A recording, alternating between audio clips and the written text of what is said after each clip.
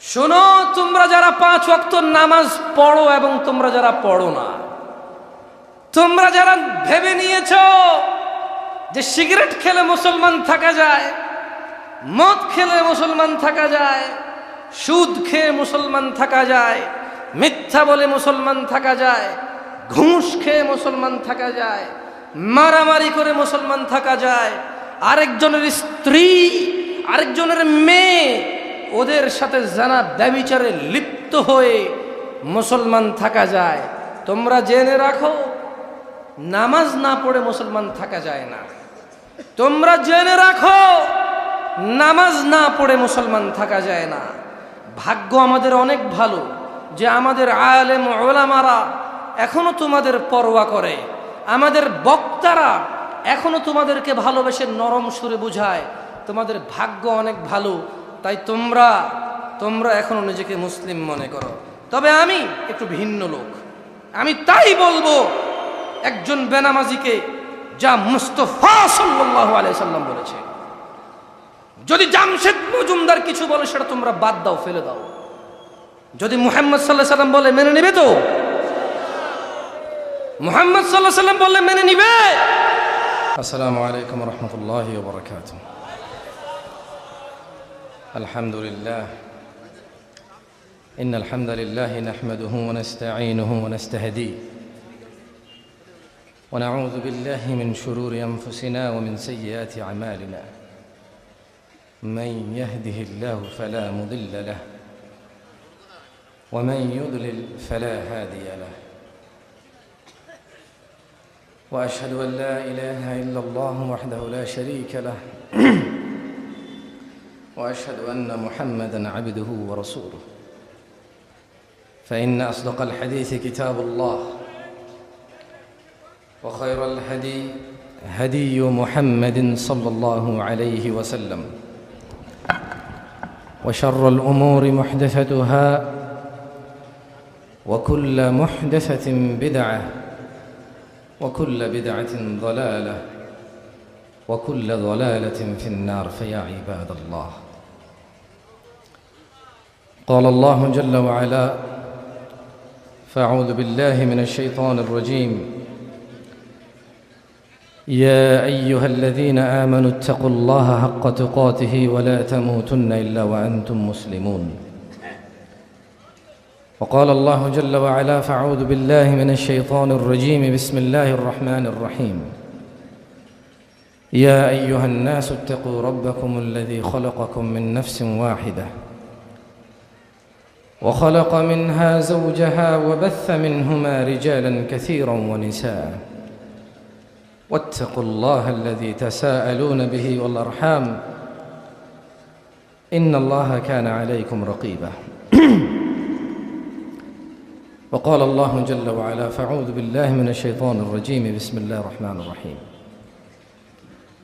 يا أيها الذين آمنوا اتقوا الله وقولوا قولا سديدا يصلح لكم أعمالكم ويغفر لكم ذنوبكم ومن يطع الله ورسوله فقد فاز فوزا عظيما. প্রশংসা আল্লাহ তাআলার, যিনি মানুষকে সৃষ্টি করে দুটি পথ দেখিয়েছে, একটি মুক্তির ও একটি আযাব ও গজবের। যিনি মানুষকে সৃষ্টি করে এভাবেই ছেড়ে দেয়নি। মানুষের জন্য স্নেহময়ী মা, বটবৃক্ষের মতো ছায়াদাতা পিতা, আত্মীয় স্বজন ও পৃথিবীতে বেঁচে থাকার নানা সহজ উপকরণ দিয়ে এই পৃথিবীতে প্রেরণ করেছে। আমরা সবাই বলি আলহামদুলিল্লাহ। অসংখ্য দুরূদ ও সালাম নাজিল হন মুস্তাফা সাল্লাল্লাহু আলাইহি ওয়াসাল্লামের উপর,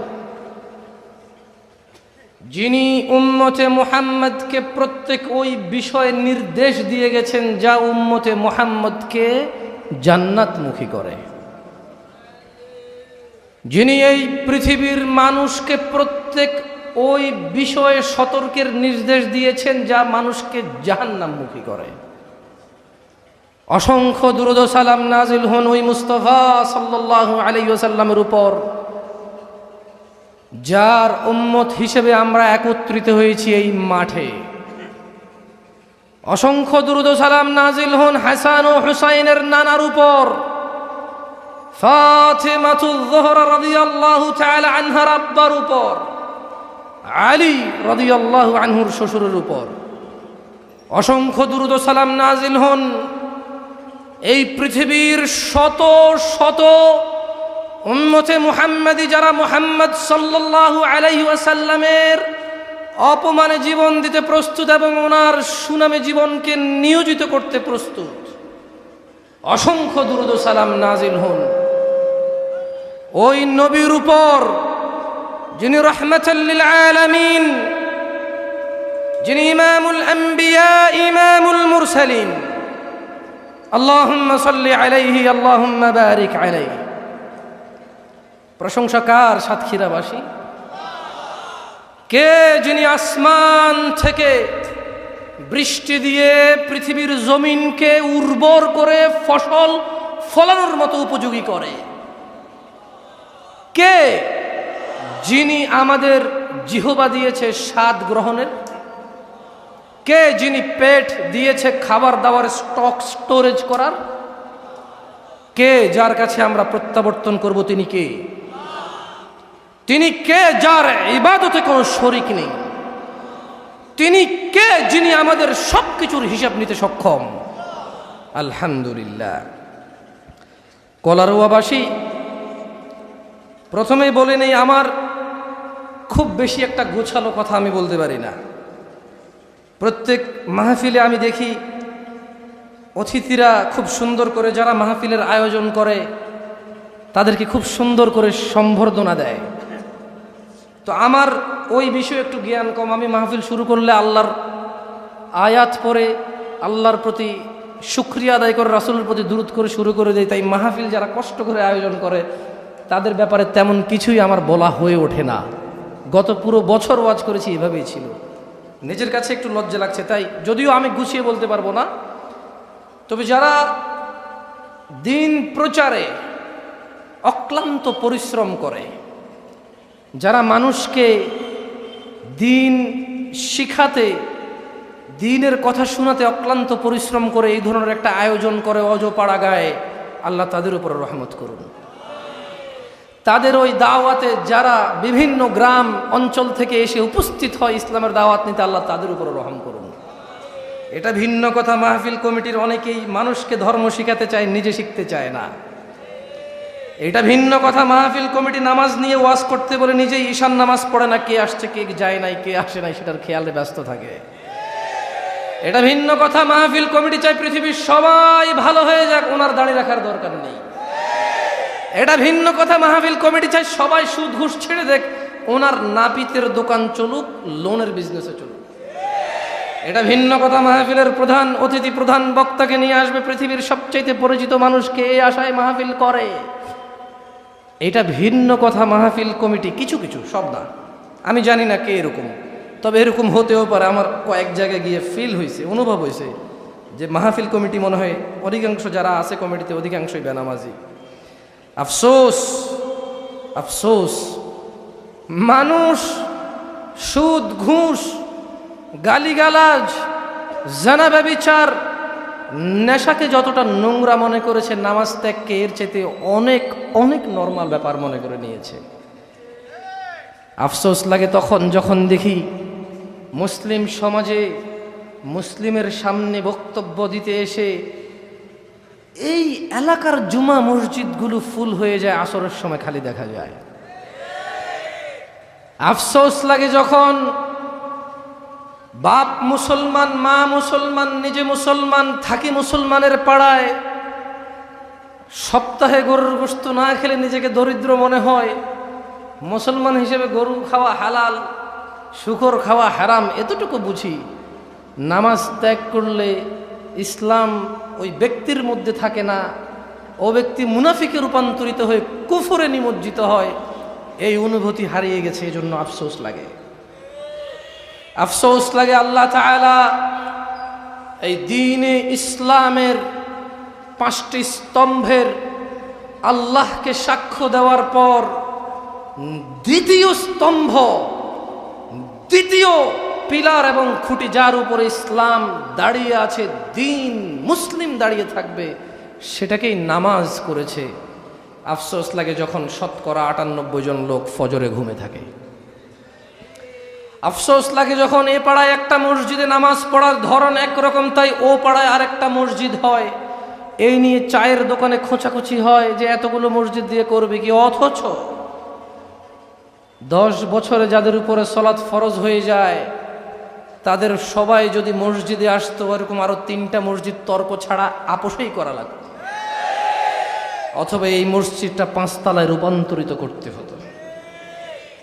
আফসোস লাগে মানুষ ওয়াজ শুনে নিজেকে মুসলিম মনে করে, ওয়াজ করে নিজেকে মুসলিম মনে করে, নামাজ পড়ে নিজেকে মুসলিম মনে করতে হবে। বেশিরভাগ মানুষের অনুভূতি নষ্ট হয়ে গেছে। আমি নিজেকে বাদ দিচ্ছি না, এই কাতার থেকে আমি নিজেকে বাদ দিচ্ছি না, আমার পরিবারকে বাদ দিচ্ছি না, আমার পাড়া প্রতিবেশী আত্মীয় স্বজনকে বাদ দিচ্ছি না। আমি বলতে চাই না যে চিটাগংয়ে আমার পাড়া, আমার ঘর অনেক নামাজি, কলারুয়া এসেছি সব বেনামাজি, আমি এরকম বলতে চাই না। আমার কথা এভাবে নেবেন না কলারুয়াবাসী। আমি বলতে চাই, আমি সাতক্ষীরা কলারুয়াতে প্রথম এসেছি। বেনামাজির যে পরিসংখ্যান আমি আপনাকে বলছি, তা আমি আমার ঘর আর আমার গ্রামের থেকে বলছি। আর হ্যাঁ, আমি মনে করি বাংলাদেশের সব জায়গায় এরকম। আমি ভুল হয়ে থাকলে আল্লাহ আমাকে ক্ষমা করুক। আপনার নামাজি মানুষ, আল্লাহ আপনাদেরকে কবুল করুক। শুনে রাখো কলারুয়ার মানুষ, যার কাছে আমাদের প্রত্যাবর্তন, যিনি আমাদের প্রত্যেকটা সেকেন্ডের হিসেব নিতে সক্ষম এবং তিনি নিবেন, আল্লাহ আমাদেরকে ক্ষমা করুন, আশ্রয় দিন। তিনি বলছেন, কুল লিইবাদিয়া আল্লাযীনা আমানু ইউকিমুস সালাতা ওয়া ইউনফিকু মিম্মা রাযাকনাহুম সিররান ওয়া আলানিয়াহ মিন ক্বাবলি আন ইয়াতিয়া ইয়াওমুন লা বাইউন ফীহি ওয়ালা খিলাল। ও মুহাম্মদ সাল্লাল্লাহু আলাইহি ওয়াসাল্লাম, কারা কারা আমরা উম্মতে মুহাম্মদ? উম্মতে মুহাম্মাদি কারা? আমরা উম্মতে মুহাম্মাদি, আমরা সবাই কি উম্মতে মুহাম্মাদি? আমরা সবাই কি উম্মতে মুহাম্মাদি?